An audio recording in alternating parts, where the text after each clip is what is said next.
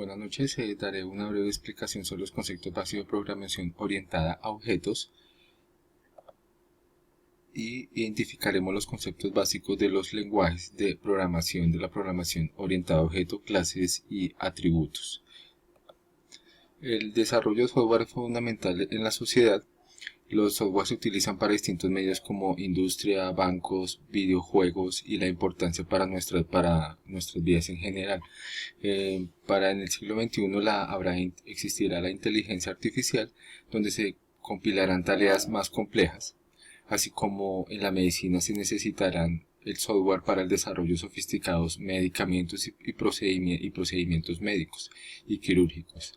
Así integrar software en el cuerpo humano para un ejemplo, el control de prótesis. La programación orientada a objetos es la que utiliza en la actualidad para todo tipo de software que existe. Existe varios programas de programación orientado a objetos. En este caso existe C++, existe Java, existe Visual, existe lo que se llama Ruby. Por medio de estos software se desarrollan diferentes tipos de aplicaciones como consolas Windows o para los PCs personales. Para desarrollar software orientado a objetos se necesita un lenguaje de programación. Existen múltiples lenguajes de programación orientados a objetos como C++, Visual Basic, Java. Este último se utiliza mucho más por su sencillez. Comprende un grupo de tecnologías para cada aplicación en el caso que existe. Versiones estándar de Java como J12 edición estándar.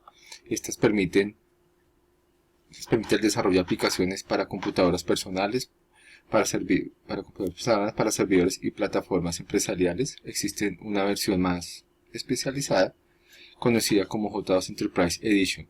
También existen versiones de Java diseñadas para dispositivos móviles conocidas como J2 Micro Edition. También existen una versión de software que viene embebido en tarjetas inteligentes. Cabe aclarar que el lenguaje Java es el mismo en todas las plataformas, independientemente de sus versiones de Java. Es el más usado en el mundo y su poder se basa que está pensado para un desarrollo web o para internet. Esto hace que sea más independiente su plataforma, ya sea Linux, ya sea Windows, ya sea sentido IX o sentido Mac, y se va a ejecutar exactamente igual. Es robusto, escalable y eficiente. Esto quiere decir que se aprovecha de este Java todas las características en el hardware de la máquina que se está utilizando en este lenguaje orientado a objetos. Y fácil de aprender, que significa que Java se convierte en el primer programa para desarrollar como primero en nuestro tema de desarrollo de aplicaciones, por lo fácil de utilizar. Si queremos utilizar Java, debemos tener el JDK o Java Developer Kit, el cual nos provee la herramienta para compilar y ejecutar programas. Aquí se muestra un ejemplo de un ciclo de la aplicación Java. Escribimos un código fuente en cualquier editor de texto.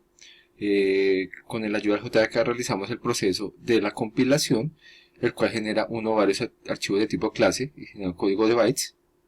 Estos son interpretados por la máquina virtual de Java, el cual se torna para que sea entendible para el usuario final.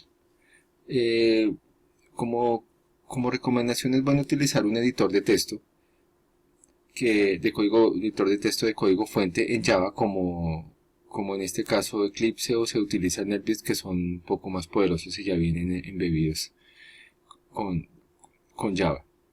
Vienen embebidos para trabajarlos con Java. También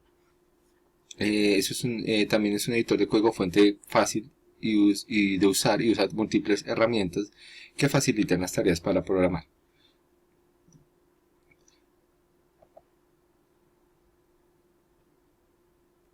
En el mundo hay objetos y cada objeto pertenece a una clase específica. Por ejemplo, cada uno de los árboles de un bosque constituye un objeto independiente para todos. que son la misma clase, que es árbol. O por ejemplo, cada persona en el mundo es diferente de todas las demás, pero se parece a las otras, en este caso de la misma clase, que es persona. Ejemplo también el sistema solar, como que se compone de 9 objetos de la clase planeta. Esto quiere decir que clase y objeto son requisitos importantes en la programación orientada a objetos. La clase es una abstracción de las características y comportamientos de un conjunto de objetos similares, como explicábamos en los ejemplos anteriores, del árbol, de las personas y de los planetas. El concepto de clase es fundamental para la programación orientada a objetos. Cada objeto que existe ha de pertenecer a una clase específica. Toda clase está compuesta por atributos, y métodos. Los atributos corresponden a las características que tendrán los objetos, de la clase, y los métodos corresponden a las funcionalidades que tienen los objetos de la clase. Por ejemplo, personas. La clase persona tiene como objetos Carlos, Camila, Camilo, que tiene unos atributos de cada uno: nombre, cédula, edad, género, pensar, hablar, rumbear y estudiar. Para construir un programa orientado a objetos, lo primero que debemos hacer es programar la clase. A partir de las clases vamos a crear tantos objetos como sea necesario en la clase finalmente. La interpretación de estos objetos, como sucede en el mundo real, es lo que va a producir la funcionalidad en todo el programa. Ejemplo, persona es una clase del mundo real y toda persona consta de los siguientes atributos. Además, a ello toda persona tiene las siguientes funcionalidades, que sería el método, y a partir de esto podemos generar tantos objetos como sea posible, exactamente como lo mostramos aquí en la figura. Para desarrollar una aplicación se debe seguir los siguientes pasos. Primero es visualizar el producto final, es imaginar cómo quedará nuestro software, un modelo conceptual, modelar el mundo tal y como es. El tercer paso es codificar o código fuente del programa. Una clase siempre consta de atributos y métodos que representan funcionalidades conceptualmente.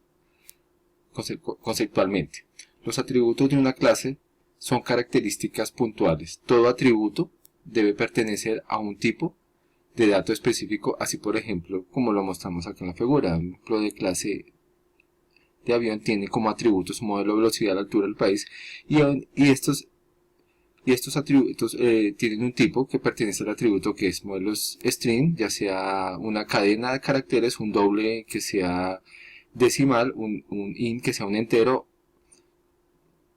un ejemplo, o un float que sea de un tamaño mucho más grande en valor entero. Hasta aquí pues mi breve explicación sobre los cuatro información que se dio, y espero les haya gustado. Muchas gracias y que estén muy bien.